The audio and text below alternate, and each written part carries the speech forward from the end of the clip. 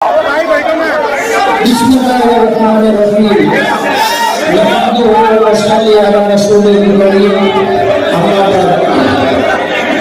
आप यहाँ खड़े हैं, मैं नजरा से गुजारिश करता हूँ कि तशरीफ बैठ जाए।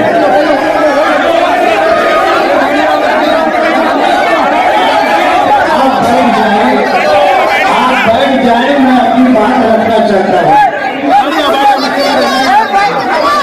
आप बैठ जाएंगे तो आप मेरी बात सुन सकेंगे।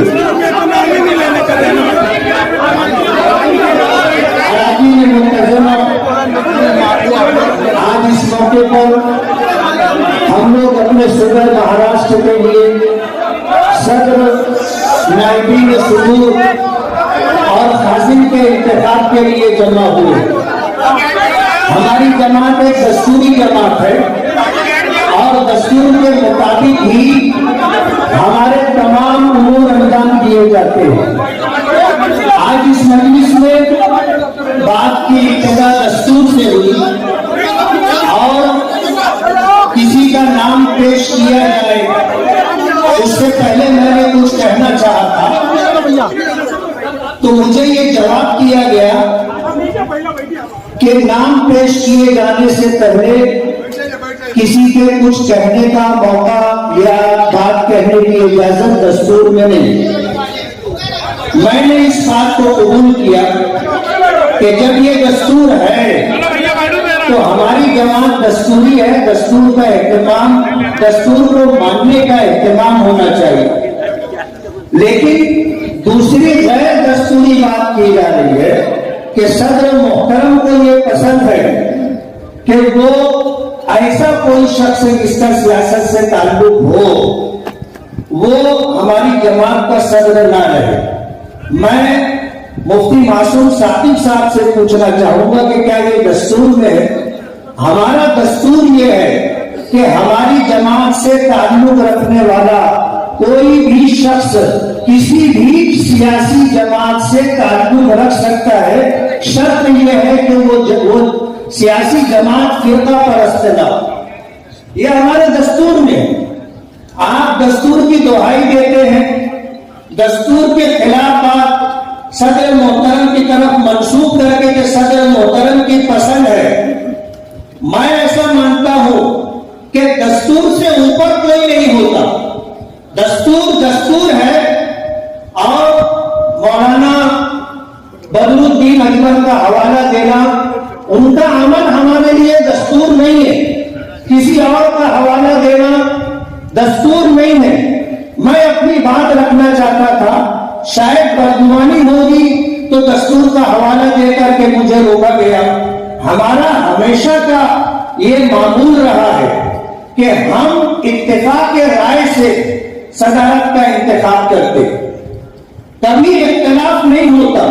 लेकिन कुछ मामलात हैं जिसकी वजह से ये माहौल बनाया गया कि सदारत के लिए ऐसी सूरत हाल बनना चाहिए कि इंतखाब नजर आए और पूरे महाराष्ट्र से अराकीन मुंतज़िमा आए।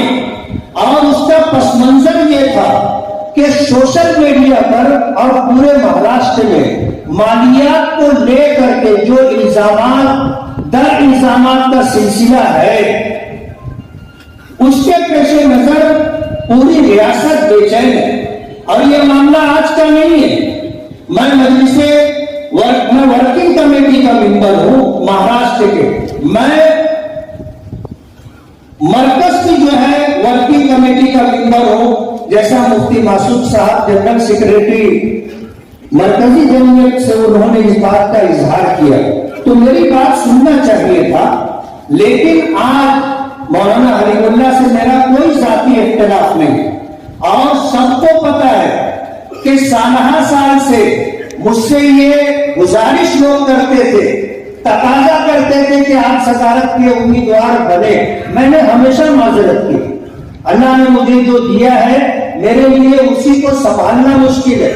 महाराष्ट्र जैसी रियासत की सदारत का संभालना मेरे लिए दियानत की बात यह है कि मुमकिन नहीं था। मैंने हमेशा माजरत की, लेकिन आज हमारी जमीयत पर मालियात को लेकर के जो इल्जामात का सिलसिला है उसका तस्किया होना चाहिए।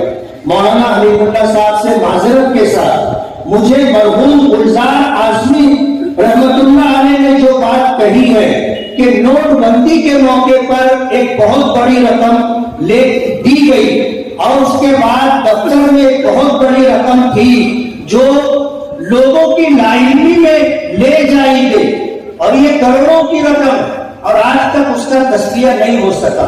मौलाना हबीबुल्लाह साहब से मेरी कोई जाती दुश्मनी नहीं है, लेकिन मैं जमात का एक वर्कर होने की हैसियत से आपको ये बताना चाहता हूं कि हम 1 रुपया, 5 रुपया, 100 रुपया, 1000 रुपया, लाख रुपया लोगों से इकट्ठा करते हैं और जमीयत को ला करके देते हैं। अगर हिसाब किताब में शफाफियत नहीं है तो मेरा ये अकीदा और ईमान है कि इंशाअल्लाह हमसे खास कुछ होगी। हम अगर मालियात के सिलसिले में कहीं भी खुर्द के मुर्तकिब होंगे और हमारी जमात पर इल्जामात लगाया गया, रियासत जाने दीजिए, मुंतजिमा जाने दीजिए, मैं वर्किंग कमेटी का मेंबर हूं, हमें भी मुतमईन नहीं किया गया, हमसे भी छुपाया गया। हमने बार बार तकाजे पर एक मरतबा वर्किंग कमेटी में बात रखी, गोल जवाब दिया गया। मालियात के सिलसिले में अगर मौलाना हबीबुल्लाह साहब के मुताबिक इस तरह की बात है तो मैं मौलाना मुफ्ती मासूम साकिब साहब से ये कहना चाहता हूँ कि दस्तूर में ये बात है के ऊपर मालियात के ताल्लुक से इल्जाम है तो जब तक उसका तस्वीर न हो जाए उसे जमात का कोई ओहदा नहीं दिया जा सकता और ये गैर दस्तूरी बात है। इसलिए मैंने अपना फर्ज अदा किया, मेरी जिम्मेदारी की मैंने पूरी की। कल कयामत के दिन मैं अल्लाह के यहाँ जवाबदेह नहीं रहूंगा, जवाबदेही आपकी होगी। सलाम अलैकुम व रहमतुल्लाह। मजहबी और अखलाकी जिम्मेदारी है कि वो मेरी बात सुनकर जाए। ये पूरा हिसाब है जो मैं आप हज़रात के सामने पेश करना चाहता हूँ। जमीयत उलमा को इन लोगों ने तबाही के बहाने पर लाकर खड़ा कर दिया है। ए भाई बैठ जाओ भाई, इससे वाले बैठ जाओ भाई, आप लोग मिल करके बैठ जाओ। अरे पब्लिक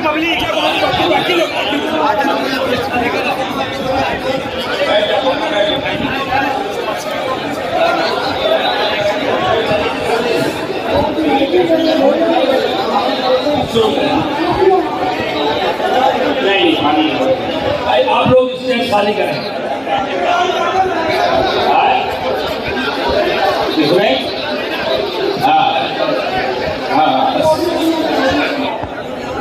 भाई मौलाना को बात करने लो आप लोग।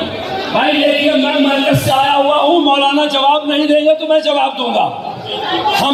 हमने महाराष्ट्र की जमीयत बेईमानों के हाथ में नहीं दिया था, हम इनके साथ काम कर रहे हैं, हम इनकी ईमानदारी जानते हैं। सफाई देंगे, वो हिसाब नहीं देंगे तो मैं मरकज से आपको हिसाब दूंगा। सुभान अल्लाह, हो जाएगा। अब आप लोग बैठ जाओ, आप मेरी ये बात बताओ। वाले बैठ जाओ, आगे वाले बैठ जाओ। ऐसा आप लोगों ने आप लोग बैठ जाओ। आप लोगों ने ये देख लिया कि सियासी मीटिंग की तरह नारे तकबीर का कलमा इस्तेमाल करके हमारे बावकार मजलिस का माहौल खराब किया गया, लेकिन मैं आपको मुबारकबाद दूंगा, अपनी जगह आप मजबूत रहे। अब आप मुझे बताइए, मुझे महाराष्ट्र की जमीयत के हिसाब किताब पर इत्मीनान है, आइन होता है, सदर मोहतरम को इत्मीनान है। अगर आप चाहें तो हिसाब के एजेंडा शुरू किया जाए, अगर आप चाहें तो नायब सदर का इंतखाब। भाई हिसाब की कोई जरूरत नहीं है और आप बैठ जाए। अल्हम्दुलिल्लाह, बस मैं हसन मौलाना साहब आज भाई आप लोग मेरी बात सुनो।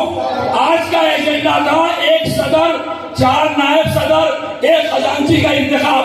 आप तसल्ली से 4 नायब सदर और एक खजांची मुंतखब कर ले, फिर मौलाना आपसे हिसाब की बात भी कर देंगे। बैठेंगे भाई, स्टेज पर जो लोग शायद हट जाए यहाँ से।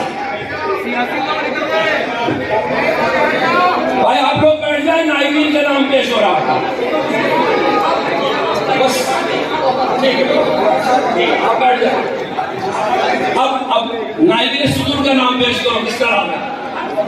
जी जी करता हूँ, आप लोग बैठ जाए। भाई देखो, मलिश्ता साहब बैठ जाओ। हाँ जी जी, दो तीन नीचे बैठो। मलिश्ता आप पर्चा लिख करो। भाई आप लोग बैठ जाओ, मैं नायब सदर का पर्चा मंगा रहा हूँ। मैं जवाब दूंगा।